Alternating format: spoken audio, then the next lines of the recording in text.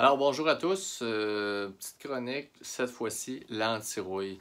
Souvent l'anti-rouille c'est, comment je vais dire ça, c'est tout ou rien. Il y a des gens qui trippent, là, on le sait, j'ai pas besoin de leur dire, c'est automatique. Ils vont faire l'anti-rouille, c'est une, je dirais pas une religion, mais une discipline, c'est, eux autres, ils savent que c'est important, j'ai pas besoin de leur dire rien pour les convaincre. Et j'ai l'opposé aussi, des gens qui comprennent pas du tout pourquoi ça existe. Donc, je vais démystifier certaines choses, puis en espérant que ce soit plus clair, c'est ça le but de la chose.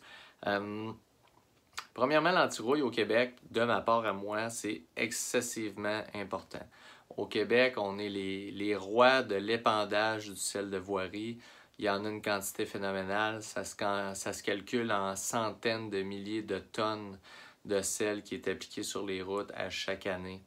Ce sel-là est même appliqué avec des recettes de saumure, justement, là, pour être sûr que ça, ça fasse une job de, je pourrais dire, accélérée sur le chemin, mais vous comprendrez que ça fait un peu la même chose sur l'auto.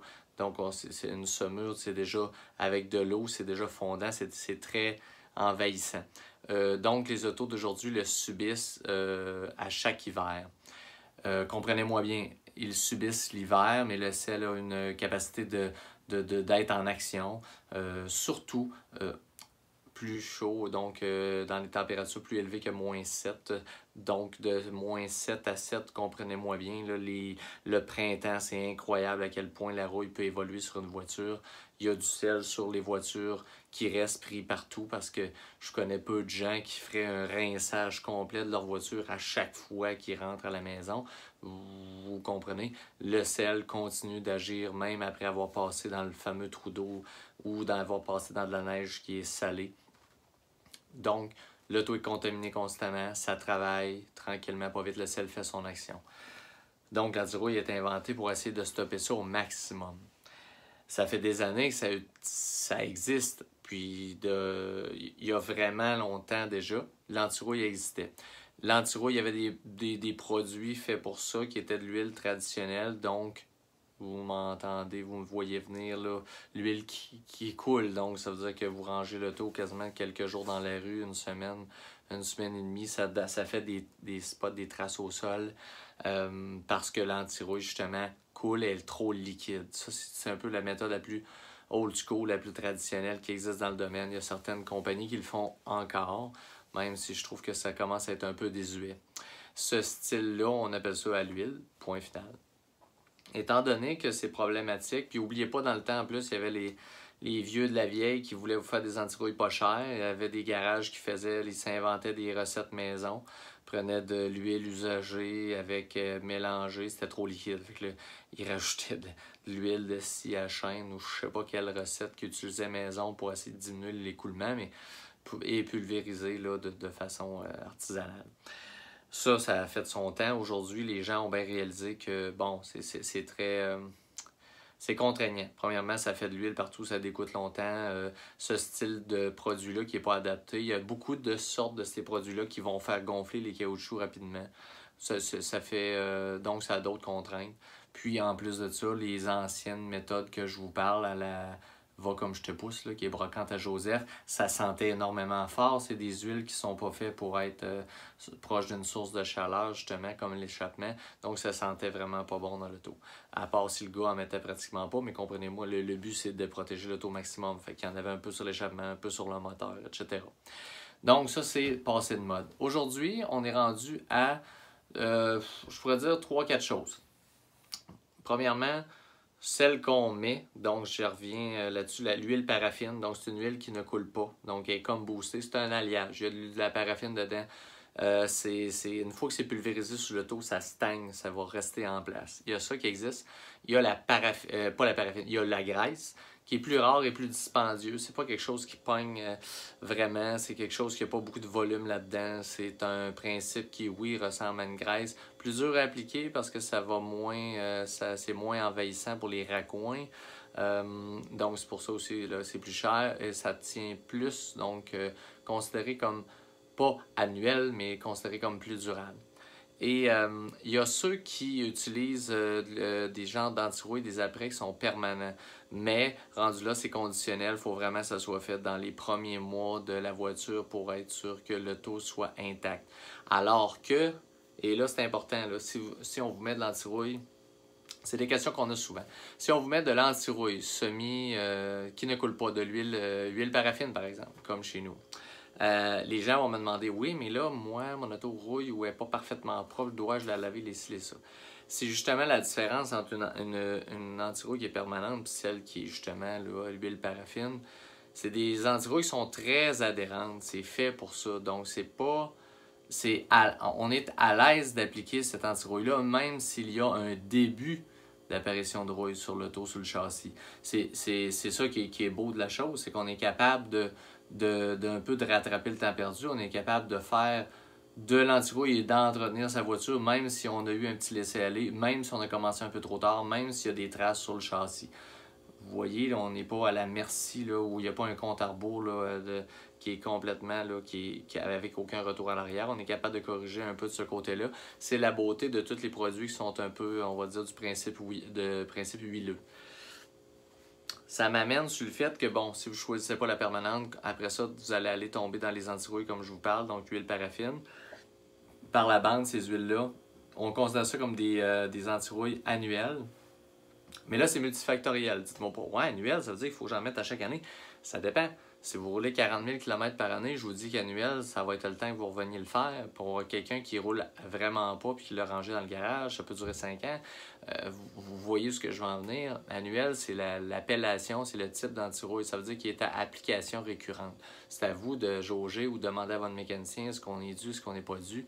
Le principe de lavement par la cochonnerie sur la route, par la gadoue, par la pluie, par l'eau, c'est un principe qui va varier d'une personne à l'autre. Donc, on ne peut pas vous répondre « Oui, 1 an, 365 jours, puis après 366, vous n'êtes pas protégé. » C'est pas comme ça que ça marche.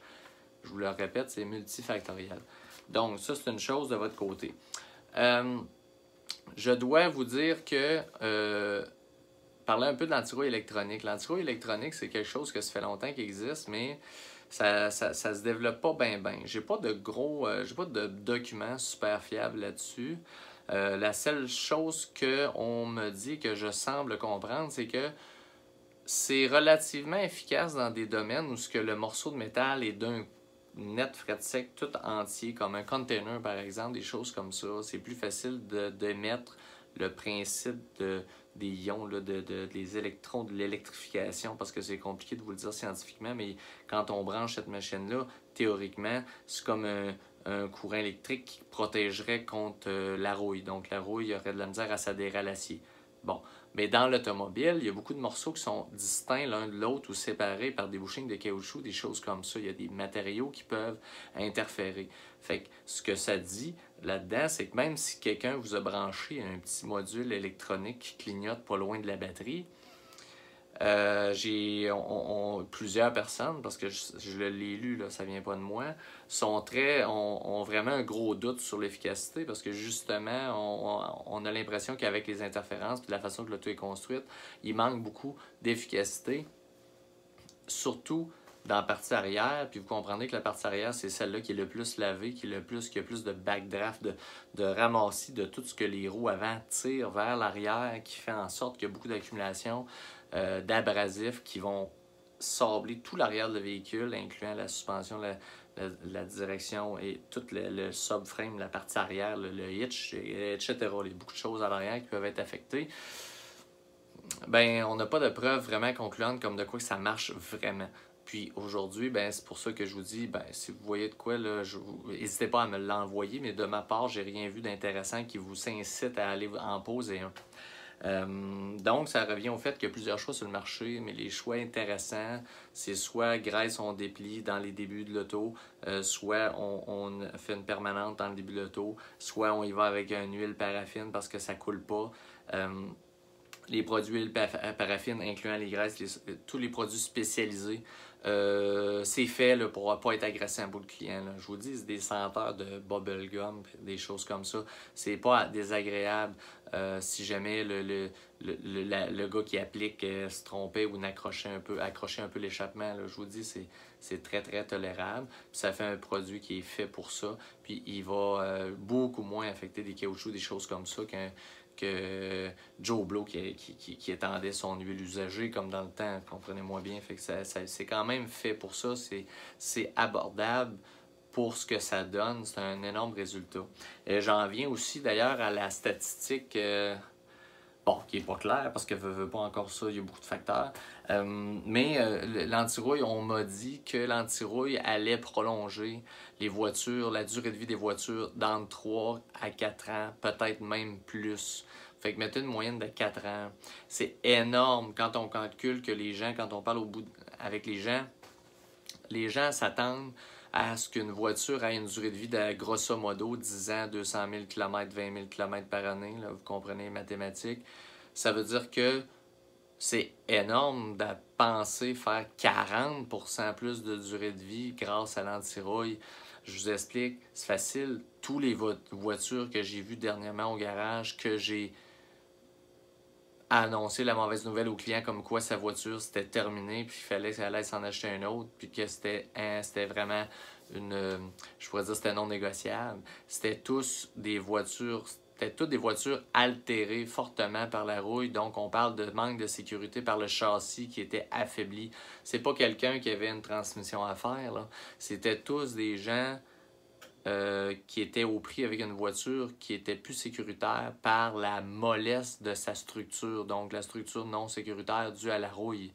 C'est très fréquent, c'est très répandu au Québec, puis je vous le dis, donc moi, au moment où je vous parle, si vous avez moindrement le goût de garder votre voiture et que votre voiture conserve le moindrement de valeur de revente, c'est loin d'être facultatif. L'antirouille est un essentiel. Fait que c'est comme ça que vous pensiez. Au pire, demandez-le à votre mécano, demandez l'opinion, de voir qu'est-ce qu'il en pense de votre châssis d'auto.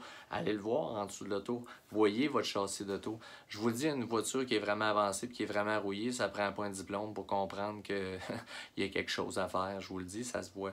Donc, de ce côté-là, n'hésitez pas. Si vous avez des questions, vous nous contactez. On en fait. Plusieurs garages en font. Puis au Québec, je vous le dis, tant que je ne suis pas élu, vous allez en avoir du ciel comme jamais vous allez en avoir dans votre vie.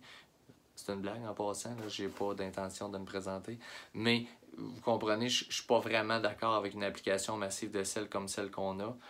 Surtout qu'il y a beaucoup plus de désavantages que de gains. Ça, c'est une autre histoire. Pour l'instant, au niveau du client, je crois que l'intention, c'est de faire un préventif efficace et ça passe par l'antirouille.